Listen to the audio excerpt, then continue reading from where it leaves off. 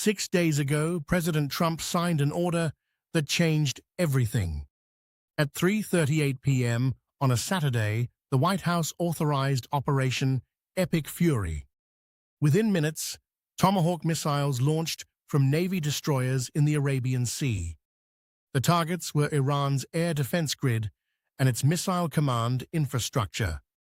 Pentagon planners projected 4 to 5 weeks to full operational success. By hour 6, Washington believed it was running significantly ahead of schedule. By day 6, something had changed in a fundamental and unexpected way. The operation that was designed to be fast and clean had become something else entirely. B-1 and B-2 bombers struck over 1,200 targets across Iran in the first 48 hours. Iran's entire air defense architecture was systematically dismantled layer by layer. The Iranian Navy lost 10 warships in the opening salvo of the operation. Those vessels are now sitting permanently at the bottom of the Arabian Sea. 49 senior Iranian military officials were confirmed killed in the initial strikes. The supreme leader himself was reportedly present when the first American bombs fell. Tehran has not confirmed the full extent of its leadership losses to the public. The Pentagon outlined 4 clear and measurable objectives for this entire operation. First was the rolling and continuous destruction of Iran's missile launch capabilities. Second was the complete and permanent elimination of the Iranian naval fleet. Third was closing any realistic path toward nuclear weapon acquisition by Tehran. Fourth was severing the financial pipelines that fund Iran's proxy armies across the region. By the raw numbers, the first 72 hours looked like an exceptionally clean military operation. American air superiority over Iranian territory was declared total by Pentagon spokespeople. Missile hunting operations were proceeding on schedule across all designated target zones. Senior officials were describing the opening phase as ahead of projections by a significant margin. But this is where it gets serious, and where the real story begins. Iran's commanders knew from the very start they could not match American air power directly. What they had prepared instead was coordinated disruption across multiple theaters simultaneously. The strategy was to make the cost of continuing the war exceed the cost of stopping it. Within 24 hours, Iranian drones and missiles were hitting targets far beyond military infrastructure. In Riyadh, Iranian drones struck the U.S. Embassy compound and ignited a significant fire. No injuries were reported, but the strategic message sent to Washington was impossible to misread. America's diplomatic presence in its closest Gulf ally had just been physically and publicly attacked. In Kuwait, 3 American fighter jets were shot down over densely contested airspace. The Pentagon attributed the losses to Kuwaiti missile defense systems firing on unidentified aircraft. The crews ejected safely and survived, but the incident revealed a dangerous operational reality. In a multi-nation war zone involving overlapping air defense grids, coordination failures are inevitable. They are not a risk to be managed, but a mathematical certainty in saturated airspace. At least 6 American service members have now been confirmed killed in this ongoing operation. In Qatar, Iranian jets were intercepted and destroyed before they could reach their designated targets. In Bahrain, Iranian drones struck residential high-rise buildings in the heart of the capital city. Kuwait's international airport was hit in a separate strike and sustained significant structural damage. In Dubai, Iranian munitions were intercepted at close range beside the world's tallest building. Dubai International Airport suspended all flight operations as hundreds of international routes were cancelled. Tens of thousands of passengers from dozens of countries found themselves stranded across the UAE. What happened next genuinely stunned officials operating at the highest levels of the American government. The Strait of Hormuz carries approximately 20% of the world's entire daily oil supply. That translates to roughly 21 million barrels passing through this narrow waterway every single day. Iranian state media announced formally that any vessel attempting transit would be targeted and destroyed. Satellite imagery confirmed almost immediately that shipping traffic had dropped to a near-complete standstill.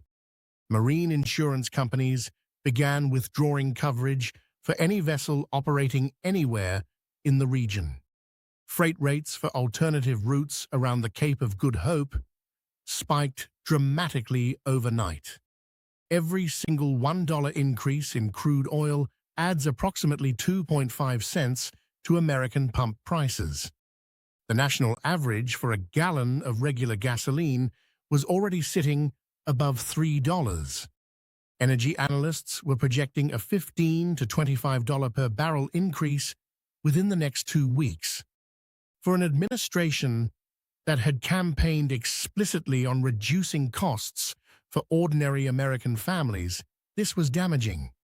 Secretary Rubio stated publicly and confidently that this scenario had been fully anticipated and war-gamed, that contingency plans were already in place and ready to be activated at any moment.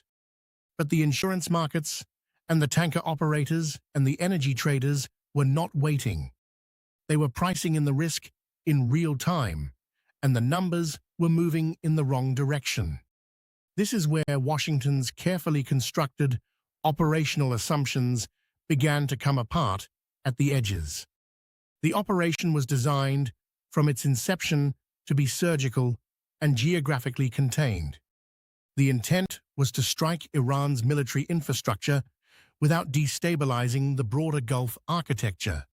Washington had spent decades and trillions of dollars constructing that architecture carefully and deliberately. By day 3, the physical conflict had touched 6 separate sovereign countries across the region. Saudi Arabia and Kuwait and Qatar and Bahrain and Iraq and Lebanon had all been struck. The State Department issued formal evacuation advisories covering 14 countries across the entire Middle East.